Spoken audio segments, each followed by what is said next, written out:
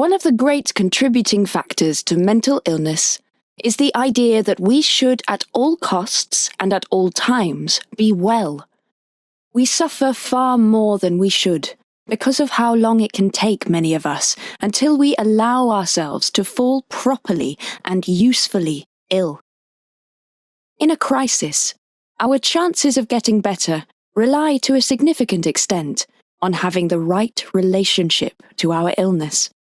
An attitude which is relatively unfrightened by our distress, which isn't overly in love with the idea of seeming at all times normal, which can allow us to be deranged for a while, in order one day to reach a more authentic kind of sanity.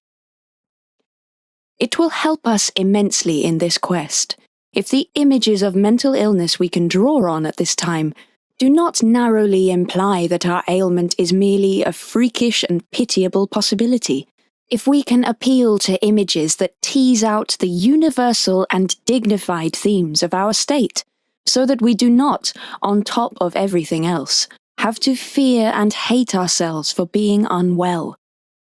We stand to heal a great deal faster if there are fewer associations like those created by Goya, of madness as the seventh circle of hell, and more of men and women a little like you and me, sitting on the sofa, able to combine our inner wretchedness with other, more temperate and attractive qualities, so that we remain every bit human, despite our terrifying convulsions, absences of mind, catastrophic forebodings, and sense of despair.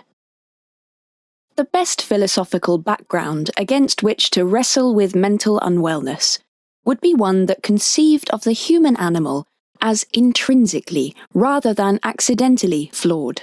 A philosophy that would resolutely reject the notion that we could ever be perfect, and would instead welcome our griefs and our errors, our stumbles and our follies, as no less a part of us than our triumphs and our intelligence. It is Japan's Zen Buddhism that has historically perhaps best put forward such notions, with its bold declaration that life itself is suffering, and its veneration in the visual arts, and by extension in its psychology, of what is imperfect and unglossy.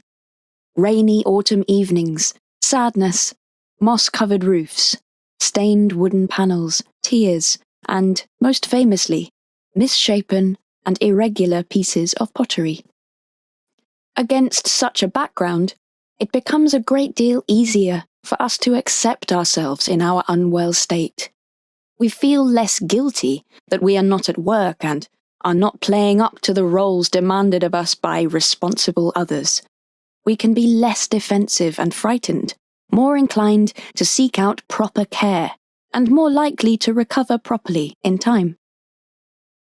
With a philosophy of acceptance in mind, we can recognize that whatever the particularities of our crisis, which will naturally need to be investigated in due course, our pains fit into a broad picture of a crisis-prone human condition. No one is spared. No life can escape significant troubles. Everything is imperfect. We don't have to know the details of someone's life to be able to guess at the scale of the difficulties they too will have encountered. We have all been born to inadequate parents. Our desires will always exceed reality. We will all make some appalling errors. We will hurt those we love and anger those with power over us. We will be anxious and confused, woeful and lost. We should accept both that we are profoundly unwell and that our ailments are entirely normal. Japanese philosophy has another lesson for us at this point. We will probably one day be fixed, but there are likely to be substantial and ineradicable marks. And yet, these marks can be worn with pride and self-respect. According to Zen Buddhism's tradition of kintsugi, an accidentally smashed bowl isn't going to be thrown away in embarrassment. Its pieces can be carefully collected and reassembled with glue inflected with gold.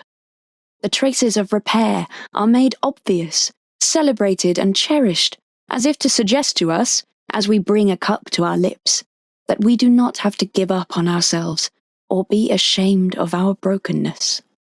We can confront our illness without panic or fear, with a quiet, intelligent sadness, perhaps best captured by the word melancholy.